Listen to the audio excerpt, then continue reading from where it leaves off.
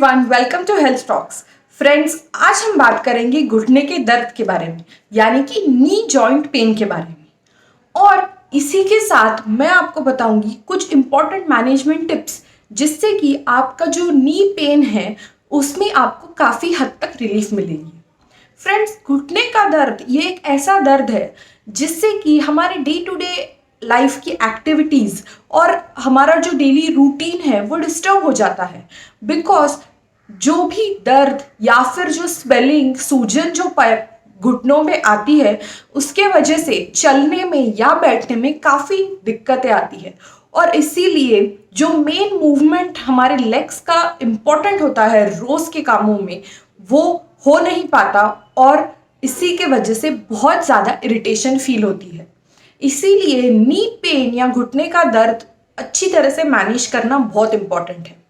यहाँ पे एक इम्पॉर्टेंट टिप मैं ये दूंगी कि प्लीज़, काफ़ी लोगों को ये आदत होती है कि पेन किलर की टैबलेट लेके वो अपनी डे टू डे एक्टिविटीज़ को कंटिन्यू करते हैं। लेकिन इसके वजह से एक मेन प्रॉब्लम ये होती है कि आप उस पेन किलर की टैबलेट को हैबिचुएट हो जाते हैं और जो पेन किलर टैबलेट का कंटेंट होता है उसके वजह से आपके जो इंटरनल ऑर्गन है, स्पेशली किडनी, जहाँ पे उसका उस टैबलेट का मेटाबॉलिज्म इफेक्ट होता है और आपके किडनी पे काफ़ी असर हो सकता है अगर आप क्रॉनिकली, यानी कि 6 महीने से 1 साल तक अगर आप पेन किलर्स यूज़ करते हैं। सो इसीलिए फ्रेंड्स, अब मैं आपको बताऊंगी मैनेजमेंट ऑफ नी पेन। लेकिन उससे पहले मैं आपको बता दूं कि नी पेन के कॉजेस क्या क्या होते हैं। तो सबसे इंपॉर्टेंट बात मैं बताती हूँ कि नी पेन किन किन कारणों से होते हैं। First is meniscus tier, second is ACL ligament, यानी कि एंटीरियर क्रूशिएट लिगामेंट का टेयर, यानी कि उनकी इंजरी, और third and commonest reason is osteoarthritis. अब यहाँ पे मेनिस्कस क्या है ये काफ़ी लोगों को पता नहीं होता। तो मेनिस्कस यानी कि एक कुशन होता है हमारे जो नी जॉइंट को बनाने के लिए। जो 3 हड्डियां होती है, उन हड्डियों के बीच में कुशन यानी कि पिलो, यानी कि एक तकिए की तरह काम करता है और उस पर्टिकुलर चीज को मेनिस्कस कहा जाता है। मेनिस्कस का रोल नी जॉइंट में ये होता है कि वो एक शॉक एब्जॉर्बर की तरह काम करता है।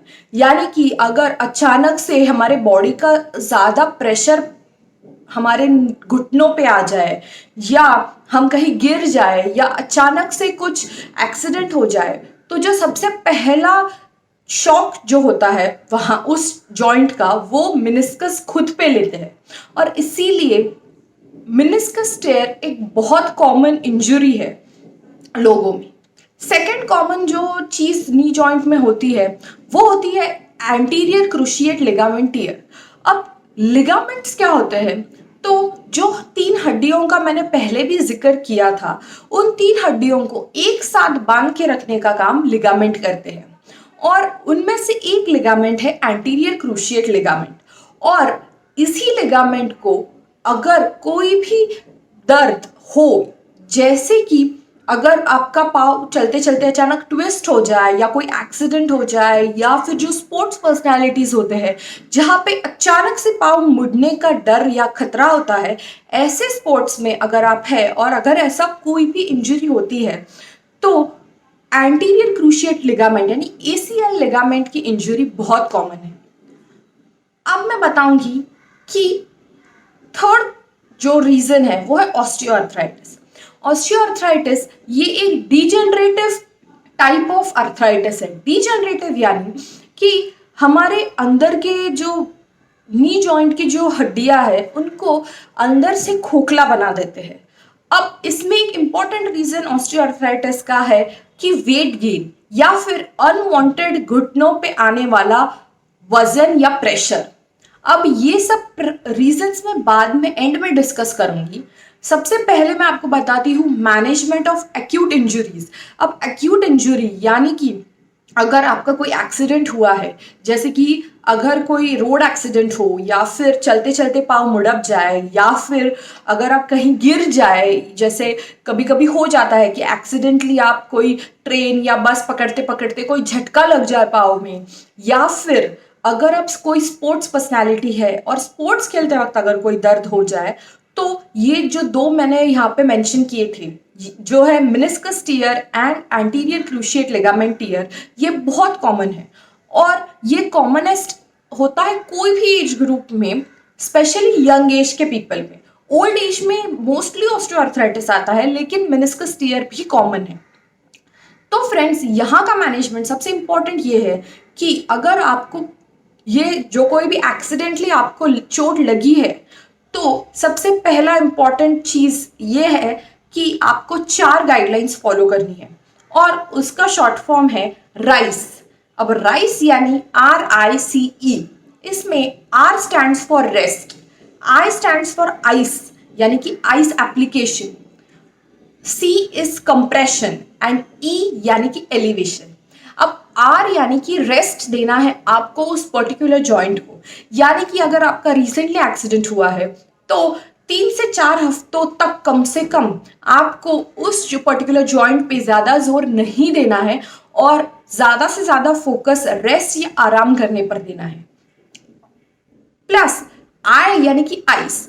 अब यहाँ पे एक इंपॉर्टेंट टिप होगी कि जो कोई भी आपको एक्यूट चोटें लगती है, यानी कि रिसेंटली जो चोटें लगती है, उनमें आपको गर्म चीज से नहीं सेंकना है, वहां पे आपको ठंडी चीज से यानी कि बर्फ से आपको वहां पे अच्छे से सेंक लेना है उस पर्टिकुलर नी जॉइंट पे जहां पे सूजन है। तो आपको बर्फ का इस्तेमाल करना है वहां पे सेकने के लिए, ना कि गरम पैड का या फिर गरम पानी का। नेक्स्ट इंपॉर्टेंट चीज है कॉम्प्रेशन, यानी कि आपको वहां पे अच्छे से कपड़ा बांध के या फिर जो स्टॉकिंग होता है वो अच्छे से पहन के उसे व्रैप करके रखना है, यानी कि वो पूरा वहां पे अच्छे से टेम्परेचर मेंटेन रहे। Next is elevation. एलिवेशन यानी कि आपको सोते वक्त आपका पाँव नॉर्मल हाइट से ऊपर उठा के रखना है अपने हार्ट के लेवल पे। अब यहाँ पे मेन इंपॉर्टेंट चीजें यही है कि आपको फोकस करना है शुरुआती के दिनों में कंप्लीटली रेस्ट पे, और ज्यादा एक्सरसाइज या ज्यादा हिलना नहीं है अगर आपको आपकी इंजरी रिसेंटली हो 1 महीने के अंदर की। अब नेक्स्ट इंपॉर्टेंट मैनेजमेंट मैं बताती हूँ क्रॉनिक यानी कि ऑस्टियोआर्थराइटिस के बारे में। तो ऑस्टियोआर्थराइटिस, जैसे कि मैंने आपको पहले बताया था कि ऑस्टियोआर्थराइटिस यानी कि एक डीजनरेटिव यानी कि over the time, over the period, जैसे जैसे आपका एज बढ़ता है वैसे वैसे आने वाला डिसीज, उसे कहते हैं डीजनरेटिव डिसीज, और वो अंदर से पूरा खोखला बना देता है। तो मेन जो है ऑस्टियोआर्थराइटिस में होता क्या है कि आपका जो main joint, main bones, main हड्डियों का जो शेप है वो चेंज हो जाता है और ऑस्टियोफाइट्स यानी कि अनवांटेड बोनी ग्रोथ्स फॉर्म होना शुरू हो जाते हैं और उसके बाद डिफॉर्मिटी आती है। तो ये जो अनवांटेड ग्रोथ्स होते हैं बोन्स में, उसी की वजह से आपको सूजन या चुभन होना या दर्द करना पाँव, ये कॉमन सिम्टम्स है। अब इनसे बचने के लिए आपको करना क्या है, तो मेन इंपॉर्टेंट चीज है कि जब भी आपको दर्द पाँव में नहीं हो रहा तो आपको आपका नॉर्मल वॉकिंग चालू रखना है। बहुत बार ऑस्टियोआर्थराइटिस के केसेस में पेशेंट्स जो होते हैं वो काफी बार दर्द की वजह से या अपने आलस की वजह से वॉकिंग करते नहीं है, क्योंकि उनको डर होता है कि वहां फिर से दर्द शुरू हो जाएगा, और ये अगर वो वॉकिंग नहीं करते तो वो जॉइंट में ऑस्टियोआर्थराइटिस प्रोग्रेस यानी कि बढ़ता चला जाता है एंड फिर आपको ये प्रॉब्लम से सॉल्यूशन मिलना मुश्किल हो जाता है। और इसीलिए वॉकिंग इज वेरी इंपॉर्टेंट अगर आपको ऑस्टियोआर्थराइटिस की तकलीफ है। जब भी आपके पैरों में सूजन हो या ना हो, लेकिन अगर पेन नहीं है तो आपको वॉकिंग करना है। अब वॉकिंग किस तरीके का करना है, तो नॉर्मली जो हम गार्डन में वॉकिंग करने जाते हैं उस तरीके का वॉकिंग करना है, बहुत ज़्यादा फास्ट स्पीड पे नहीं किया तो भी कोई प्रॉब्लम नहीं। नेक्स्ट इंपॉर्टेंट जो चीज़ है वो है ऑस्टियोआर्थराइटिस। मोस्टली 50 इयर्स या 55 इयर्स के आगे के पेशेंट्स को होता है, लेकिन एक इम्पॉर्टेंट रीज़न होता है ऑस्टियोआर्थराइटिस के पीछे कि वेट गेन की प्रॉब्लम का, और इसीलिए आपको वेट लॉस करने पे भी फोकस करना बहुत ज़रूरी है ऑस्टियोआर्थराइटिस के केसेस में। साथ ही काफ़ी बार ऐसे केसेस में ऑस्टियोआर्थराइटिस के अनवांटेड कैल्शियम टैबलेट्स भी पेशेंट्स खुद ब खुद लेते हैं। तो मैं यहाँ पे वार्न करना चाहूँगी कि कैल्शियम टैबलेट्स आप फिजिशियन के कंसल्टेशन के बिना बिल्कुल भी ना लें। नेक्स्ट इंपॉर्टेंट चीज़ जो ऑस्टियोआर्थराइटिस में होती है कि आप होम्योपैथिक मेडिसिन से बहुत इजीली ऑस्टियोआर्थराइटिस मैनेज कर सकते हैं और अपने पेन से और अपने जो जॉइंट के डिफॉर्मिटी या जो गड़बड़ हुई है उसके शेप में, उससे काफ़ी हद तक रिलीफ पा सकते हैं। होम्योपैथिक मेडिसिन जो है वो जो ऑस्टियोफाइट्स यानी कि जो ओवर ग्रोथ हुई है आपके नॉर्मल हड्डियों पे, उनको डिसॉल्व करने में, उनको रिजॉल्व करने में काफ़ी हद तक बेनिफिशियल है। लेकिन उसी के साथ आपको प्रॉपर डाइट का मेंटेनेंस और साथ ही प्रॉपर वॉकिंग या एक्सरसाइज भी करना बहुत ज़रूरी है। लेकिन वॉकिंग उतना ही करना है जितना कि आपके जॉइंट को या आपके पैरों को बर्दाश्त हो। ओवर वॉकिंग करने से भी कई बार आपकी सूजन बढ़ सकती है।